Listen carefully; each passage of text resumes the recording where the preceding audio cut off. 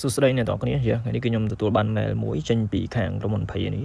អញ្ចឹងអានេះគឺខ្ញុំបង្កើតជូនបងប្អូនម្នាក់ទេ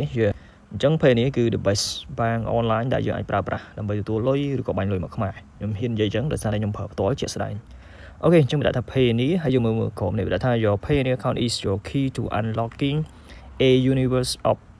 opportunities from sending and receiving payments across the globe to managing your funds Pay នេះ opens your business up to the world អញ្ចឹងកន្លែងនេះគឺវាបញ្ជាក់ថា Pay នេះគឺជាប្រព័ន្ធឬក៏គណនីប្រព័ន្ធធនាគារមួយដែលទូលំទូលាយនៅលើពិភពលោកហើយយើងអាចមានឱកាសក្នុងការប្រើប្រាស់វាបានយើងអាចប្រើវាតាមរយៈការដោយយើងធ្វើការបាញ់លុយឬក៏ send លុយឬក៏ទទួលលុយពីការ payment ផ្សេងៗទាំងនៅក្នុងស្រុកនិងទូទាំងពិភពលោកហើយ Pay នេះគឺនៅពេលដែលយើងធ្វើការបើកគណនី Pay នេះគឺវាជំនួយដល់មុខជំនួយរបស់យើងមានន័យថាយើងអាចទទួលលុយចេញទទួលលុយទូទាំងពិភពលោកមានន័យថា worldwide ហើយអតិថិជនយើងនៅប្រទេសណាក៏អាចបាញ់លុយយើងបានដែរអញ្ចឹងណាអាហ្នឹងចង់និយាយចឹងក្តោបប៉ុណ្ណឹងហើយវាដាក់ថា get paid តើតើនឹងការទទួលដូចជាទទួលចំណូលទទួលការបងអីផ្សេងៗ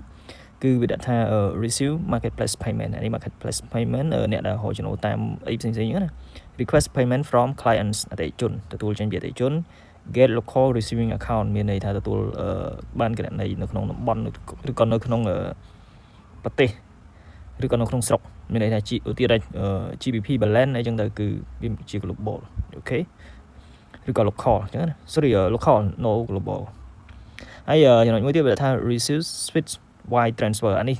បាញ់ឆ្លងប្រទេស wire transfer ឬក៏ switch នេះ yes យើងមើលបន្តទៀតខ្ញុំសូមបង្ហាញត្រួសទេអូខេវាថា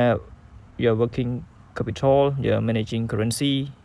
report and statement មានគ្រប់សពមក store manager វាមានគ្រប់សពចង់បាន statement មាន statement ឲ្យអញ្ចឹងណាយើងមើលកន្លែងនេះទៀត withdraw or pay យើងអាចដកលុយបាន withdraw to your bank មានន័យថាបាញ់លុយចូលមកប្រព័ន្ធធនាគារយើងឧទាហរណ៍ចង់បាញ់ចូល AAC គឺយើងដកតាម withdraw to bank អញ្ចឹងទៅអញ្ចឹង pay your contractors and supplier យើងធ្វើការទូទាត់ទៅគេផ្សេងៗបានដែរដោយប្រើ pay នេះuse a pay new card យើងអាចស្នើយកកាត់រឹងរបស់ pay នេះយកមកប្រើបានដកតាមទូ ATM នៅស្រុកខ្មែរបានអញ្ចឹងណា yes pay for DRORs នេះទូទាត់ទំនិញឬក៏ការចំណាយផ្សេងៗនៅលើ online បាន yeah pay your European weight នេះបងស្អី weight តាក់ទងពុនតាក់ទងអីអាចបងបានបែបអឺរ៉ុប yeah អូខេអញ្ចឹង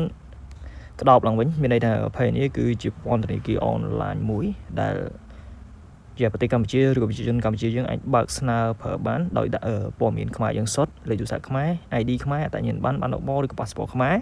និយាយចំទៅគឺឯកសារខ្មែរអញ្ចឹងណាហើយអាចធ្វើការយក reset មួយ TikTok ជាពិសេសគឺអ្នកប្រើ TikTok ជប៉ុនឬក៏អ្នកដែលនៅជប៉ុនគាត់ប្រើ TikTok ជប៉ុនអញ្ចឹងគាត់យក Pay នេះស្ដាប់ទទួលលុយបានធម្មតាហើយសម្រាប់អ្នកដែលគាត់ទទួលលុយចេញពី Facebook ក៏ប្រើ Pay នេះបានដែរអ្នកដែលលុយតាម website ឬក៏អីផ្សេងៗក៏អាចប្រើ Pay នេះបានដែរ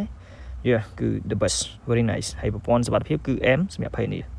អញ្ចឹងសម្រាប់បងប្អូនដែលមានតម្រូវការចង់ធ្វើការបង្កើត account Pay នេះចង់ធ្វើ receiving account Pay នេះឬក៏បង្កើត account Pay នេះហើយស្រាប់ហើយអត់មាន balance ឬក៏អត់មាន receiving account តាក់ទងមកខ្ញុំទទួលធ្វើហើយខ្ញុំទទួល loss ជាមួយនឹង Pay នេះបងប្អូនយើងដែលមានបញ្ហា disable balance អាចតាក់ទងមកបានហើយខ្ញុំក៏មានទទួលបង្កើត account PayPal បង្កើត account PayPal full KYC ហើយធ្វើ PayPal full KYC សម្រាប់បងប្អូនយើងដែលមាន PayPal account ហើយស្រាប់ហើយក៏មានទទួលបង្កើត account TikTok ដែលមានមុខងារលុយបង្កើត account TikTok អាមេរិកហើយទទួល set up TikTok អីផ្សេងៗជាដើមអញ្ចឹងវីដេអូខ្ញុំមានតែប៉ុណ្្នឹងទេសូមគុំជួបខ្ញុំបានវីដេអូក្រោយទៀត